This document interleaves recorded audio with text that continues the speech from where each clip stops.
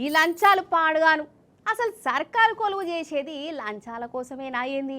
కొందరు గిట్లనే ఉన్నారోళ్ళ. అరే లంచం లేకుంటే పని ముంగడికి పోతనే పోనితలేరు. అందరు కాదు కొందరే. కొందరు చేయబట్టి మంచోళ్ళకు కూడా చెడ్డ పేరు రావట్టే. అగో మల్లో మలక కొందరు లంచగొండే ఆఫీసర్లు ఏసీ బోర్లకు దొరికినోళ్ళు ఎంతమంది ఉన్నారో ఏమో పో. ఏం లంచాలో ఏమో పొర్రి మందిని ముంచి పైసలు నెత్తి మీద పోసుకుంటారా కథ గాని. అయ్యో గీ అమీన్ సాబ్ చూడు ఎంత శుద్ధ పూస లెక్క కూర్చున్నాడో. ఇక దొంగ దొరికినాక గట్ల కూర్చోకుంటే ఇంకెట్లా కూర్చుంటాడు కానీ. ఈసారు హన్మకొండ జిల్లా కాకతీయ యూనివర్సిటీ పోలీస్ స్టేషన్లో అమీన్ సాబ్ అంటే ఎస్ఐ. పోలీస్ అంటే దొంగలను దొరకబట్టాలి, దొంగ పనులు కాకుండా చూడాలి. కానీ సారేమో రివర్సు. ఏ పని చేయాలన్నా లంచం అడుగుతాడట.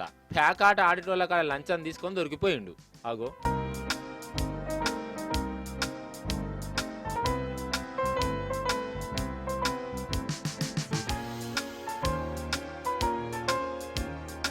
హన్మకొండ అమీన్ సాబ్ కథ గట్లుంటే ఇటు ఈ శుద్ధ పూస చూడు. ఈయన సూర్యాపేట జిల్లా గానుగుబండ పంచాయత్ సెక్రటరీ.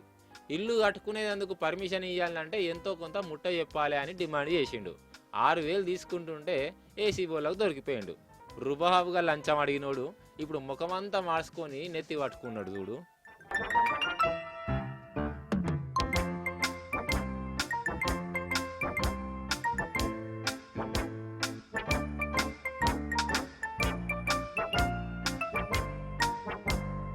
ఇక పని వనపర్తి కలెక్టర్ ఆఫీస్ కాడికి కూడా రారోళ్ళ. ఈడ సివిల్ సప్లై ఆఫీసర్ జగన్మోహన్ను ఆయన డ్రైవర్ లక్ష్మణ్ ఇద్దరు తోడు దొంగల లెక్క మారిపోయారట కాదు. 50,000 లంచం తీసుకుంటా దొరికిర్రు. అసలు ఈ కలెక్టర్ ఆఫీస్లో ఈ లంచాల కథ ఏంది? దీని వెనుక ఎవరెవరు ఉన్నారు? ఎవరెవరికి వాటాలు పోతాయి? ఏంది కథ? ఇవన్నీ అడుచుకునే పనిలో పడ్డారు ఏసీబీ ఆఫీసర్లు.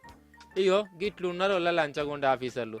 దినం ఏదో ఒక ఆఫీసులో దొరుకుతూనే ఉన్నారు. అయినా కానీ మారతలేరు. తీసుకునేటోడు తీసుకుంటూనే ఉన్నారు, దొరికేటోడు దొరుకుతూనే ఉన్నాడు. ఎన్నడు మార్పత్తదో ఏమో పో.